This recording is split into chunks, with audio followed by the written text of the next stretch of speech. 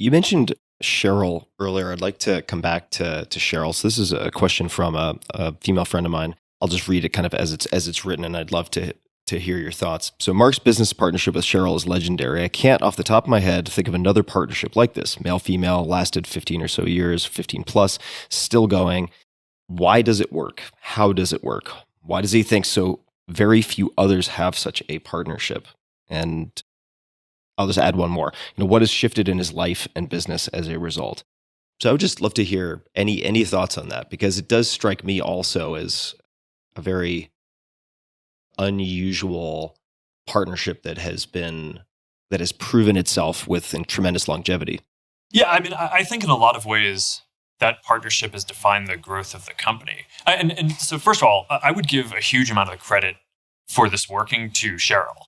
I think she is an amazing person. And if you think about where, when she joined the company, I was like a kid, right? I mean, it's she was actually as old as I am now. It was 15 years ago. And I was in my early 20s and didn't know anything about business or running a company or anything like this. And I just think the kind of extraordinary amount of patience that she had, and I mean, in a way, is like, as a manager of an organization, it's almost like she raised me like a child. And not just me. I think like a lot of the people we have on the team now. So I think she's exceptional in that way. One thing that's interesting about our company is that the business is sort of oddly divorced from the actual product, right? So most things, it's like, okay, you build a product and you sell the product.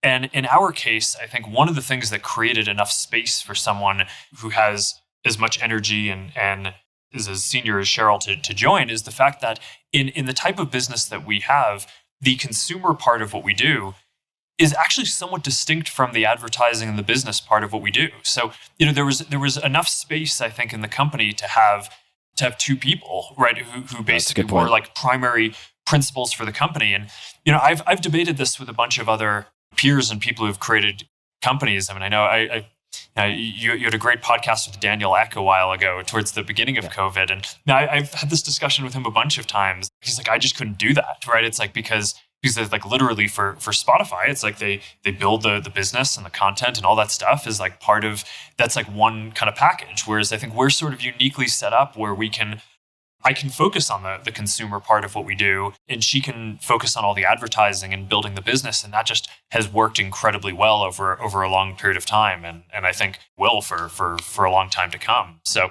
I just have a huge amount to learn from her. And I think she probably feels, I guess she feels the same way, but you'd have to ask her. Yeah, maybe that'll be round two. Yeah. So I do think the separation of church and state, I mean, that's probably an overstatement, but the clearly delineated halves of the company, so to speak, lend themselves to that. It's a really good point. What are her superpowers? I know that may be a strange word to use, but I think of, say, Warren Buffett referring to Charlie Munger and saying he is the best 60-second mind on the planet, right? They have very complementary skill sets, slightly different views of the world, although highly compatible values. What are Sheryl's superpowers that come to mind, if any? Well, I think she has a very good combination of like IQ and EQ. People either, I think, tend to be more manager or more strategic. And I think she is very unique in being both. And I just think that that's pretty rare, right? And obviously, if you get someone who's great at strategy or great at products and they're not a great manager, that's great, right? It's like, I mean, if you can have someone who's excellent at one of those things, it's like you hire them every day, right? So I think it's just exceptionally rare to find people who are kind of spike in both of those areas. And I think about this in terms of, she actually uses a lot of dating analogies. I don't. But I was talking to a friend who is single recently, and we were talking about why she was single. And I do just think like some people want to go through life with partnerships more than others. Yeah.